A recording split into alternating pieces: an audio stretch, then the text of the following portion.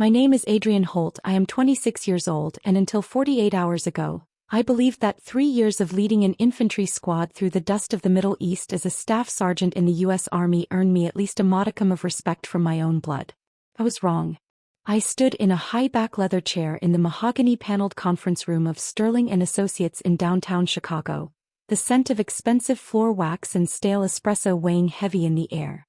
My sister, Teresa, who is 29 and has never worked a day in her life that didn't involve social media curation, sat across from me. She was meticulously adjusting the strap of her Hermes Birkin 30 in Togo leather, her eyes fixed on the rose gold Rolex date just shimmering on her wrist. She didn't look at me, not even when I slammed my discharge papers onto the polished oak table. This cabin is for the Holt family, but apparently, that doesn't include the one daughter who actually bled for this country, I spat, my voice echoing in the sterile silence of the law office. My mother, Eleanor, sat at the head of the table, her face a mask of practiced Upper East Side indifference. The property in question was a $6 million lakefront estate on Lake Geneva, Wisconsin, featuring a custom-built 7-bedroom timber frame house with a private pier and a 2024 Mastercraft X24 saltwater edition boat moored at the dock. It was the crown jewel of our grandfather's estate. The lawyer, a man named Mr. Henderson who looked like he had been preserved in formaldehyde since 1985, cleared his throat and adjusted his spectacles. He began reading the shared use clause, a legal labyrinth that effectively gave Teresa and her husband, a junior partner at a private equity firm, 90% of the calendar year. My name was there, buried under a mountain of stipulations that required me to pay a $500 monthly maintenance fee and a $2,000 seasonal assessment for a property I could only access during the second week of November and the third week of February. It was a calculated insult, a financial shackle disguised as an inheritance. I looked at the itemized list of expenses Henderson pushed toward me. A $3,400 monthly property tax bill, a $600 landscaping fee for the manicured bluegrass, and a $400 monthly utility bill from Wisconsin Power and Light. They expected a veteran living on a disability stipend and a transition grant to subsidize their luxury. I felt the familiar heat of my temper rising, the same focus that kept my squad alive during a night extraction in a valley 3,000 miles away. I looked at Teresa, who finally looked up, her lips curling into a smirk that spoke of years of being the golden child while I was the black sheep who ran away to wear combat boots. Adrian, let's be realistic, she said, her voice dripping with a condescending sweetness that made my skin crawl. You're never here anyway, and with your transition you'll need the structure of a schedule. It was then I remembered the specific codicil my grandfather had whispered to me during his final days at St. Luke's Medical Center, a tiny detail about the land deed that even Henderson had overlooked in his rush to please my mother's checkbook. The property wasn't just a cabin. It sat on a protected wetland parcel that required a specific environmental easement to remain private. If that easement was challenged, the entire zoning of the $6 million estate would revert to public conservation land. My family thought they had trapped me in a legal cage, but they had actually handed me the keys to their destruction. I took a slow breath, the silence in the room stretching thin like a wire about to snap, and I realized that my service hadn't just taught me how to fight a war. It had taught me how to win one. I looked at the Rolex on Teresa's wrist, then at the smirk on her face, and I decided right then that if I wasn't part of the family, then the Holt legacy was about to become a very expensive public park. The memory of how I spent the last 5 years hit me like a physical blow as I stared at the high-gloss finish of the conference table, contrasting sharply with the stained, callous skin of my own hands. I grew up with grease under my fingernails and sawdust in my hair, a permanent resident of the garage and the woods while Teresa was busy being the golden child at Michigan State, pursuing a degree in communications that our parents fully funded to the tune of $55,000 a year in tuition alone. While she was attending sorority formals and sipping overpriced lattes on Grand River Avenue, I was hunkered down in a motor pool in the desert or deployed in suffocating 120-degree heat, my lungs burning with the scent of JP8 fuel and burnt trash. Every single month I watched my $3,400 base pay hit my Navy federal account, and every month, I wired exactly $2,000 of it back home to help Grandpa Franklin cover his mounting medical bills at the Mayo Clinic and the skyrocketing property taxes on the Lake Geneva cabin. I survived on generic protein bars and lukewarm water, saving every penny while driving a beat-up 2012 Chevrolet Silverado 1500 with 210,000 miles on the odometer, A truck that shook violently every time I pushed it past 60 miles per hour. Meanwhile, Teresa's husband, Davis, a man who considers a broken fingernail a workplace injury, constantly flaunted a leased 2024 BMW X7 M60i in frozen Marina Bay blue, a vehicle with a monthly payment that eclipsed my entire annual housing allowance. They lived a life of curated perfection on my dime, treating the family legacy like a free hotel while I sacrificed my youth and my physical health to ensure the bank didn't seize the deed during Grandpa's decline. I remember the cold nights in the motor pool, my hands cramped from wrenching on Humvees, thinking that every dollar I sent home was an investment in a future where I finally belonged somewhere. I had pictures of that cabin taped to the inside of my locker in Kandahar, the site of the private pier and the 2024 Mastercraft X24 Saltwater Edition boat being the only thing that kept me grounded during 36-hour shifts.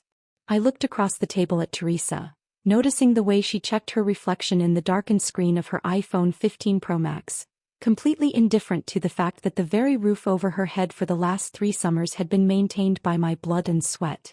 She had spent $10,000 on a single weekend trip to Cabo while I was sending an extra $500 home to repair the cabin's HVAC system, a Carrier Infinity 26 air conditioner that cost us nearly $12,000 in parts and labor. The sheer audacity of her smirk in this moment, combined with the sterile smell of the law office, made the betrayal feel razor-sharp. I had spent my 20s protecting people I didn't know and supporting a family that viewed me as nothing more than a convenient ATM with a military ID. They saw a soldier who followed orders, but they forgot that a staff sergeant is trained to identify weaknesses in a perimeter. And as I looked at the legal documents spread out before us, I realized my family's greed had left their entire flank wide open for a devastating counterattack. The unfairness of it all settled into my bones. A cold and hardening realization that the time for sacrifice was over and the time for a tactical reclamation of my life had officially begun. The betrayal reached its peak on a humid Tuesday at precisely 11:15 a.m. in a Chicago law firm that smelled like a nauseating mixture of peppermint tea and calculated deceit. The air conditioning hummed at a steady 68 degrees, but I could still feel the phantom heat of the blistering summer of 2018 when I spent 14 days on the roof of that very cabin, replacing every single architectural shingle while Grandpa Franklin handed me bottles of lukewarm Gatorade. We had used GAF Timberline HDZ shingles in charcoal, a project that saved the family over $12,000 in labor costs, a fact that seemed entirely forgotten by the man sitting across from me. Mr. Henderson, draped in a $4,000 bespoke navy pinstripe suit likely paid for by retainer fees from entitled men like Davis, adjusted his silver cufflinks before reading the final decree of the will. The 15-acre lakeside property, featuring its pristine shoreline and the custom-built timber frame house, was officially designated for shared family use. Before the ink was even dry on the notarized documents, Teresa reached into her designer bag and slid a laminated sheet of paper across the mahogany table toward me. It was a list of house rules typed in a cold, professional font that felt like a slap to the face. According to this new family constitution, I was graciously allowed to visit the property for exactly 2 weekends a year, specifically during the off-season months of November and March when the lake was a sheet of gray ice and the wind chill factored into the negatives. To add a layer of financial insult to the emotional injury, the rules stipulated that I was required to pay a $500 maintenance fee per stay to cover the professional cleaning service and the premium landscaping bill. Davis let out a sharp, entitled laugh that cut through the sterile silence of the room, a sound so devoid of empathy that it made my vision pulse with a dark, rhythmic red. He leaned back in his leather chair, crossing his legs to reveal his $200 Italian silk socks, and looked at me as if I were a stray dog being offered a scrap of meat. "You have to understand, Adrian, the upkeep on a premier estate like this isn't cheap. And we can't have the place looking like an army barracks just because you're in town," he said, his voice dripping with the kind of condescension that only comes from a man who has never bled for anything in his life. He adjusted the thermostat on the wall, complaining about the humidity, while I sat there with my fists clenched under the table, feeling the weight of the 5 years I had spent protecting people like him. The room felt smaller as I looked at my mother, who simply nodded in agreement with Davis, her silence a profound endorsement of my exile. They saw a veteran who would quietly fade into the background, someone who would accept the crumbs they brushed off the table while they enjoyed the $6 million view I had personally preserved. They didn't see the staff sergeant who had spent months studying logistics and land rights as a hobby during long nights on guard duty. As I looked at the $500 fee on that laminated sheet, I realized they had made a catastrophic tactical error by assuming my loyalty was unconditional. Family isn't blood, I realized in that moment of cold clarity. Family is the people who stand by you when the truth is inconvenient. And as far as I was concerned, the people in this room were nothing more than hostile combatants in a war they didn't even know had started. I stood up slowly, picking up the house rules with a steady hand, my mind already calculating the exact legal pressure points required to turn their lakeside paradise into a pile of worthless, unbuildable dirt.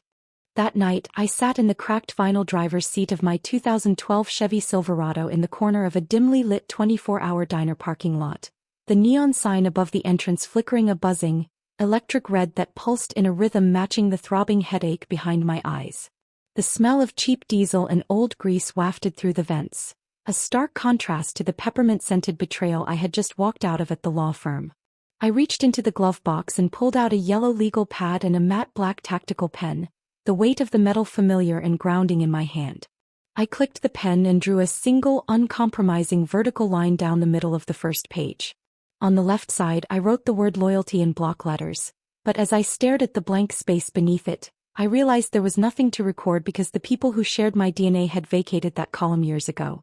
On the right side I wrote the word tactics, and beneath it, my hand began to move with the precision of a staff sergeant drafting an operational order for a high-stakes extraction. I realized in that moment of cold, shivering clarity that while Teresa and Davis held the deed to the cabin, they didn't actually hold the ground it stood on.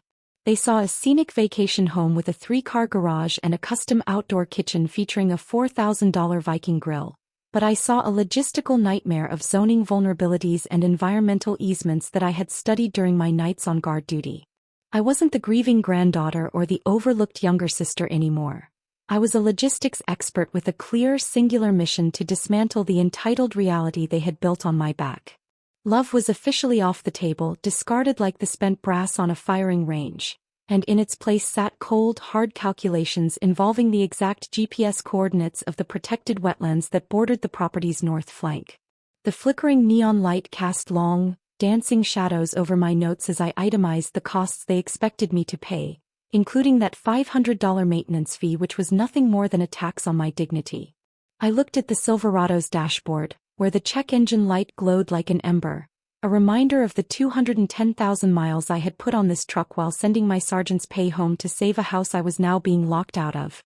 My family had mistaken my silence for weakness and my service for subservience, but they had forgotten that the Army doesn't just teach you how to fire a weapon. It teaches you how to map a terrain, identify a target's greatest vulnerability, and strike with overwhelming technical force. I began sketching the property lines of the 15-acre estate, noting the specific 2-acre section where Grandpa Franklin had once mentioned the soil was too soft for a traditional foundation.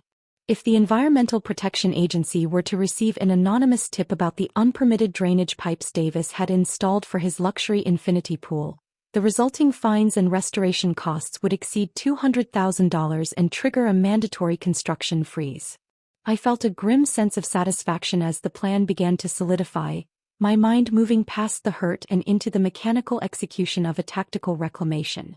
They wanted to play a game of status and fine print, but they were playing it against a woman who had managed supply chains in active combat zones. As I put the truck in gear and listened to the familiar rattle of the 5.3-liter V8 engine, I knew that by the time I was finished, that shared use clause would be the least of their worries. The war had shifted from the desert to the lakeshore, and for the first time in years I knew exactly how to win. I didn't waste a single second calling a family therapist to mediate a betrayal that had been decades in the making. Instead, I reached out to Raymond Cole, a retired Army engineer who had traded his uniform for a career in aggressive land development and specialized in the kind of high-stakes zoning warfare that keeps developers awake at night. We met in his cluttered, cavernous workshop on the outskirts of Lake Geneva, a space filled with the sharp, metallic tang of industrial solder and the heavy scent of rolled blueprints that detailed the literal foundations of the county. Raymond looked at my grandfather's original 1954 land survey through a magnifying lamp, his weathered hands tracing the topographical lines of the 15-acre estate with the same precision he once used to bridge rivers in active combat zones. To secure the legal flank of my operation, I took $2,500 from my dwindling transition fund and handed it over as a retainer to Samantha Vickers, a former JAG officer turned private litigator who took one look at the Walworth County tax maps and let out a grin that reminded me of a shark sensing blood in the water. Samantha didn't see a family dispute. She saw a tactical vulnerability in the way the property's historical easements had been filed back in the late 90s when the county updated its environmental protection statutes. We spent 4 hours in her office, which was cooled to a crisp 65 degrees and decorated with framed commendations from her time in the 101st Airborne, gathering a mountain of actionable intelligence. We pulled itemized tax records showing every cent I had wired home from my deployments, cross-referencing them with the $6 million valuation of the timber frame house and the hidden $500 maintenance fees my sister had tried to extort from me. I pulled out my primary weapon for this initial engagement, a $12,000 cashier's check drawn from my combat savings, money I had earned while sitting in a guard tower in temperatures that would melt a civilian's resolve. That money was destined to fund a comprehensive land use audit and a formal challenge to the shared use clause based on the fact that the primary residence sat dangerously close to a protected wetland buffer that Davis had illegally encroached upon to install his $15,000 outdoor kitchen and Viking grill. Samantha pointed to a specific section of the historical easement that Grandpa Franklin had signed in 1998, which clearly stated that any modification to the shoreline required a unanimous vote from all potential heirs, a clause my mother and Teresa had conveniently ignored when they authorized the construction of the new private pier for the Mastercraft boat. As the sun began to set over the jagged skyline of the city, casting long shadows across the stacks of legal documents and topographical maps, I felt the familiar cold focus of a staff sergeant preparing for a breach.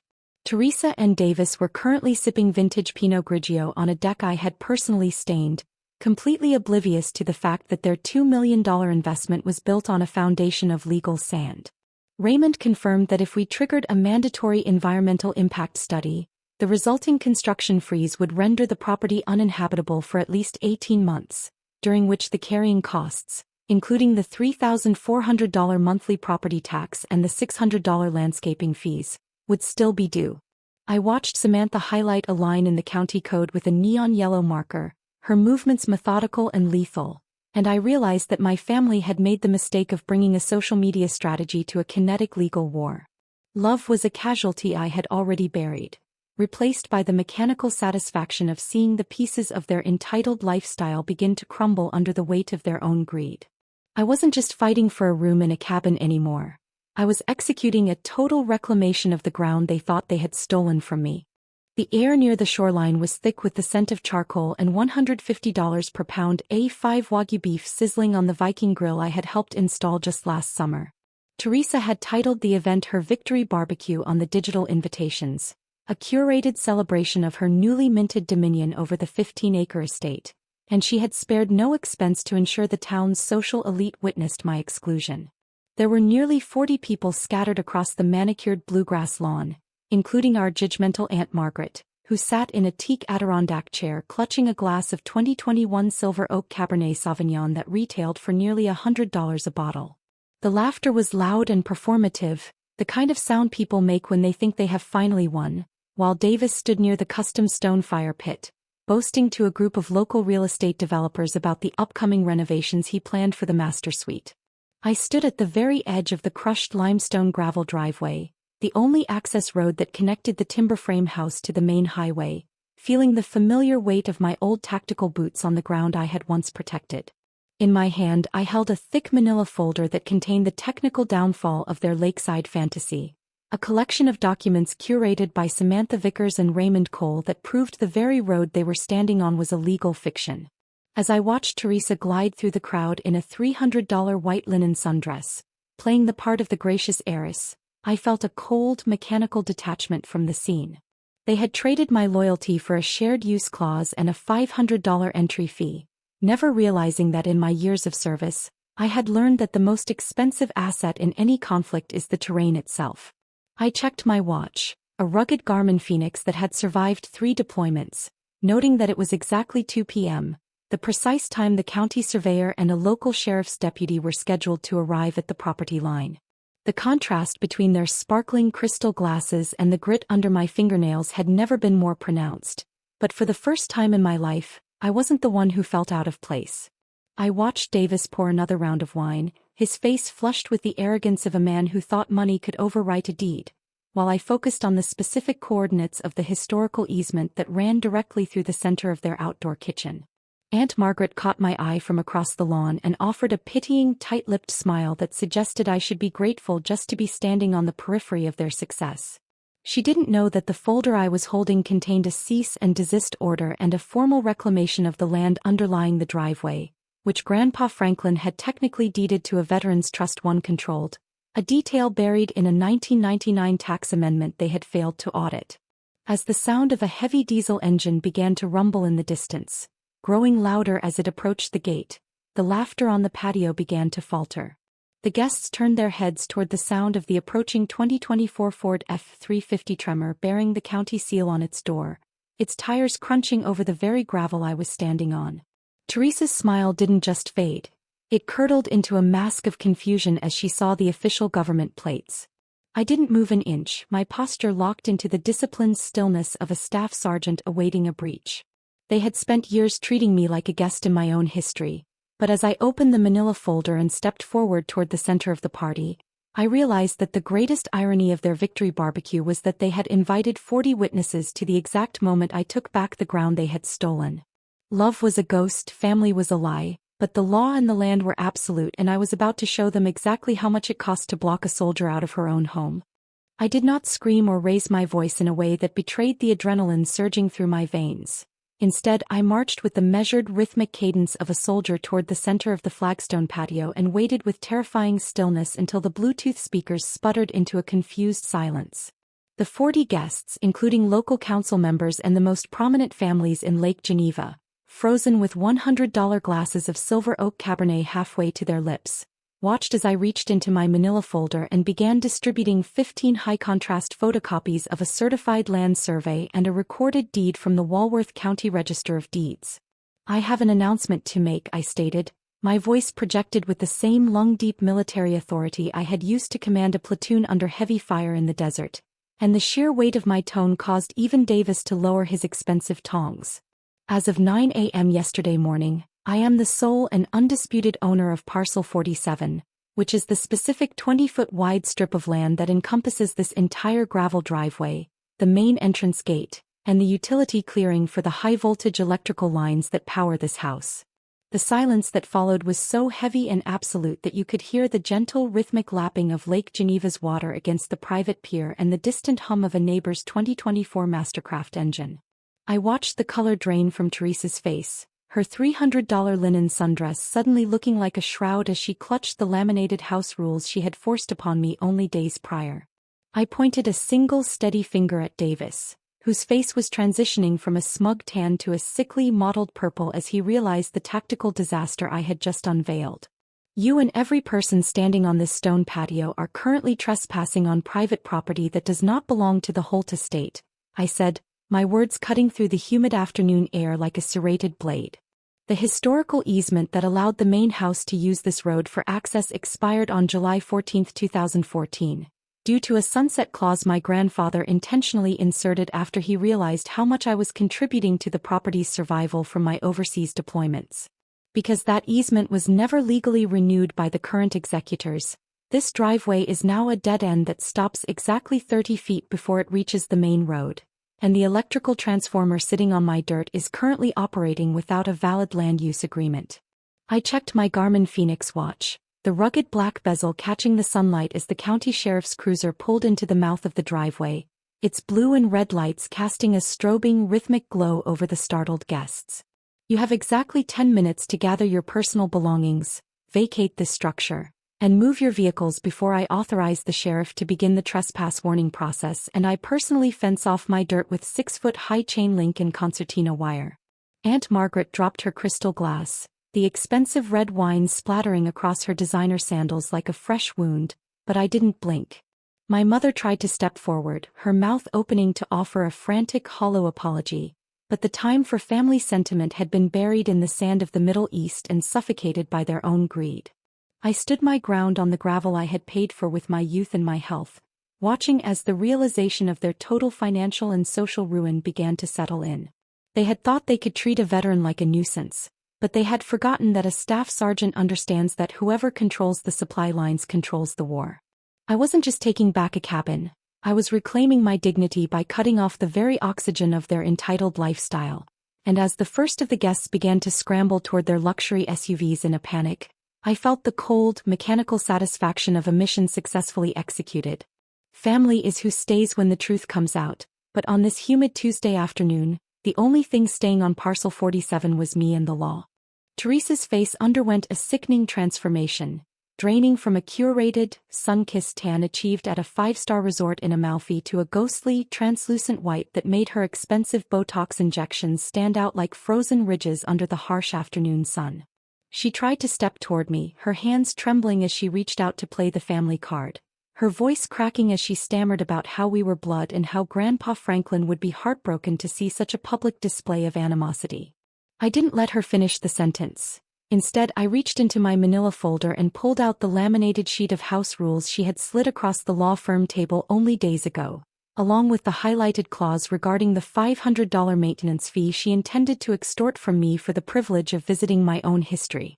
I began to read the document aloud to the 40 gathered guests, my voice steady and resonant, ensuring that every local business owner and socialite heard the exact price my sister had placed on my dignity after I had spent my 24th birthday in a literal combat zone.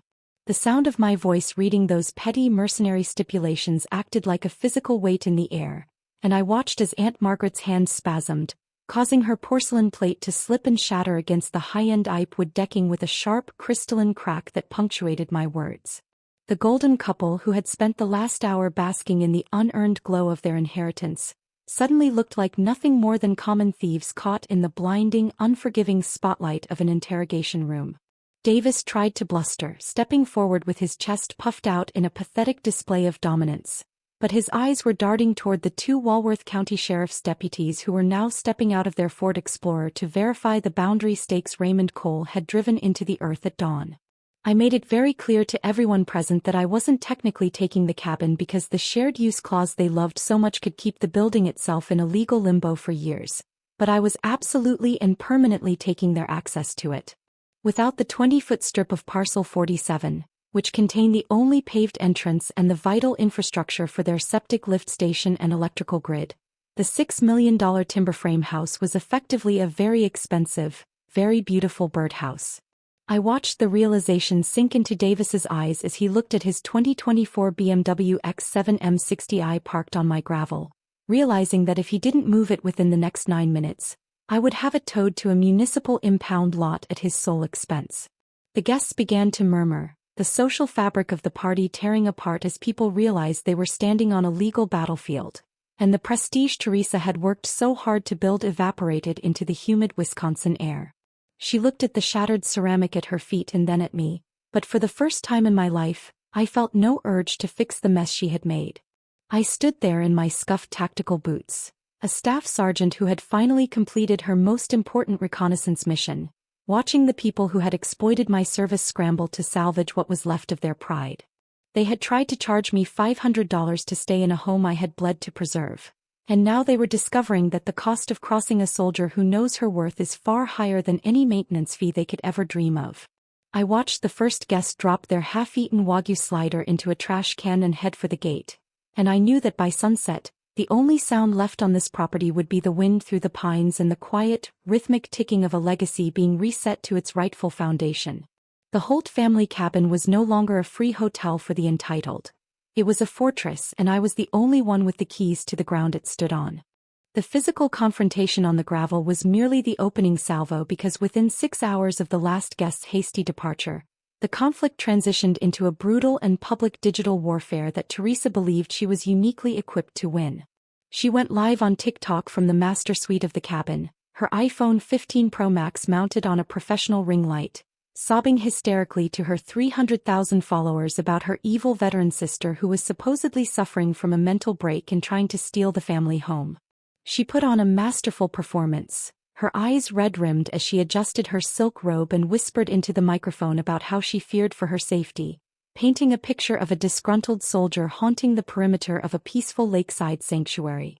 What she didn't realize as she sat in that climate-controlled room was that I was standing less than 50 yards away on the shoulder of the public road, leaning against the hood of my 2012 Chevy Silverado and recording every single frame of her performative grief through the high-definition lens of my own device. I had more than just her live stream. I had months of saved Ring camera footage and voice memos from the day of the will reading where she had openly mocked Grandpa Franklin's final wishes and laughed about refusing to let me into his old woodworking workshop to retrieve his vintage hand tools. I spent the next 4 hours meticulously editing the two videos together, creating a split-screen reality check that showed her sobbing for the camera on one side and her cold, calculating face on the other as she told me that my military service didn't entitle me to a single square inch of the Holt legacy. I uploaded the full unedited sequence to every major platform at 2 a.m., titled simply The Truth About the Shared Use Clause, and I didn't include a single word of commentary because the contrast spoke for itself. The digital landscape shifted with the terrifying speed of an avalanche, and within 48 hours, Teresa's carefully curated influencer persona was utterly decimated by a tidal wave of over 200,000 comments calling her a parasitic brat and a disgrace to the family name. Her brand deals with luxury skincare lines and sustainable fashion labels began to evaporate in real time as the footage of her dismissing a combat veteran's rights went viral across veteran advocacy groups and local Wisconsin news cycles. While she was trapped inside a $6 million house with no legal driveway and a rapidly failing reputation, I was sitting in a quiet motel room in Elkhorn, watching her follower count plummet by 10,000 every hour. The internet, which she had used as a weapon to maintain her status as the golden child, had turned into a digital pillory that exposed the rot beneath her polished exterior. Davis tried to issue a legal cease and desist through a frantic email at 3 a.m., claiming defamation, but Samantha Vickers responded within minutes with a copy of the recorded deed and a reminder that truth is an absolute defense in a court of law. I watched the blue light of my phone screen illuminate the darkened room, feeling a profound sense of tactical completion as the people who had tried to charge me a $500 maintenance fee were now paying the ultimate price in social currency. They had tried to frame me as unstable to protect their unearned luxury, but they had forgotten that a staff sergeant is trained to gather intelligence and strike when the enemy is most overextended. By the time the sun rose over Lake Geneva on Thursday morning, the golden couple wasn't just broke in terms of land access. They were socially bankrupt, and for the first time in my life, the narrative of the Holt family was finally being written in the ink of the truth rather than the watercolor of their lies. The legal chokehold I had placed on the property tightened with the clinical precision of a tourniquet as Samantha Vickers filed a formal injunction in the Walworth County Circuit Court that effectively paralyzed the day-to-day operations of the $6 million timber frame house. During a deep dive into the historical archives of the local planning department, we discovered a surveying error dating back to October of 1972 which revealed that the entire septic leach field for the estate was actually located within the boundaries of Parcel 47, the very strip of land I now owned outright. Because the environmental integrity of the soil was my legal responsibility, I had the undisputed right to perform a comprehensive ground inspection, a tactical maneuver that gave me the power to shut down their plumbing and cap the lines to prevent potential biohazardous runoff into the protected wetlands. I stood on the edge of the lawn in my tattered 2012 Chevy Silverado, watching through the driver's side window as a team of professional excavators I hired for $3,000 began to mark the turf with neon orange spray paint right next to the infinity pool. Davis attempted to launch a retaliatory lawsuit for emotional distress and loss of property enjoyment, but his legal threats were nothing more than the hollow rattling of a man drowning in $85,000 of high-interest debt from his failing boutique real estate firm in downtown Chicago.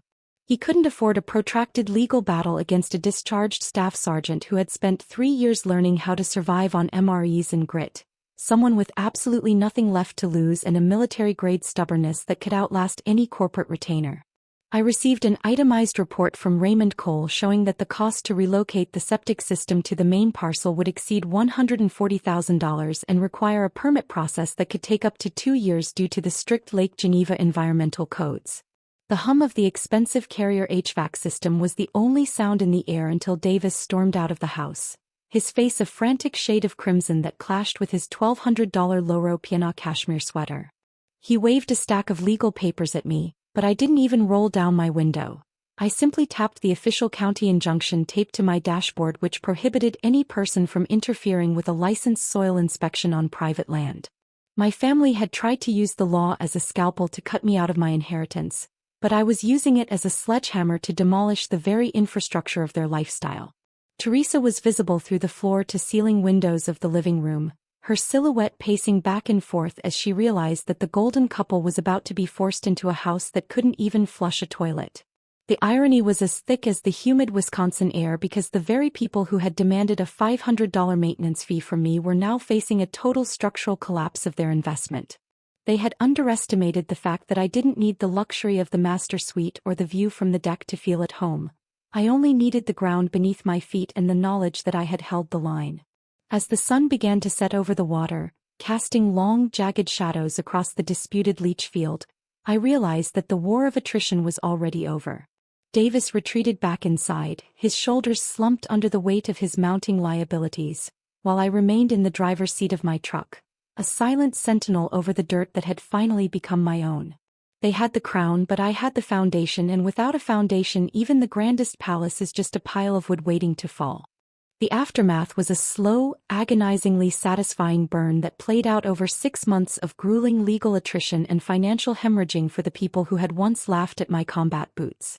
Because the Walworth County injunction remained in place and Parcel 47 blocked every motorized path to the timber frame house, Teresa and Davis found themselves trapped in a $6 million prison that they literally could not reach without paying me a $2,000 monthly access toll that I categorized as a temporary utility easement fee.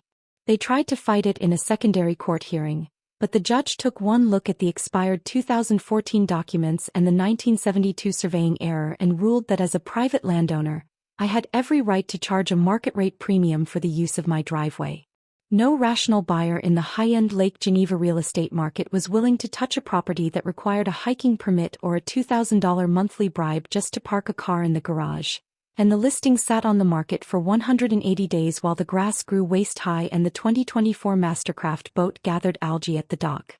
Eventually, the pressure of Davis's $85,000 business debt and the mounting carrying costs of the $3,400 monthly property taxes broke their resolve, forcing them into a desperate short sale.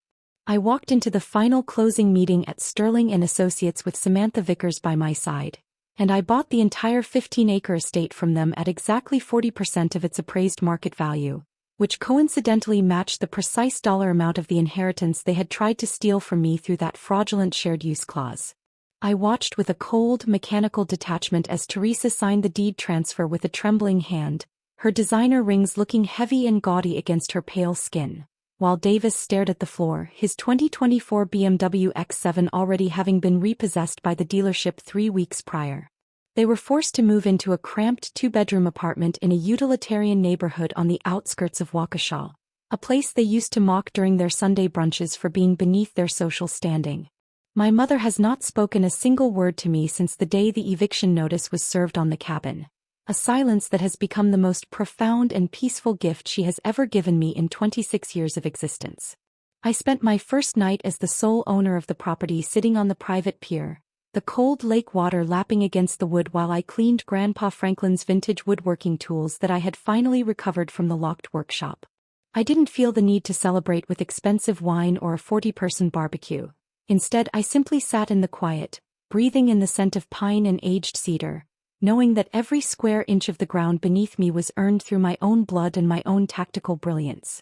Teresa's TikTok account has gone dark, her influencer career a smoking ruin of deleted videos and public apologies that no one is buying, and the $500 maintenance fee she once tried to extort from me has become a family legend of what happens when you underestimate a soldier.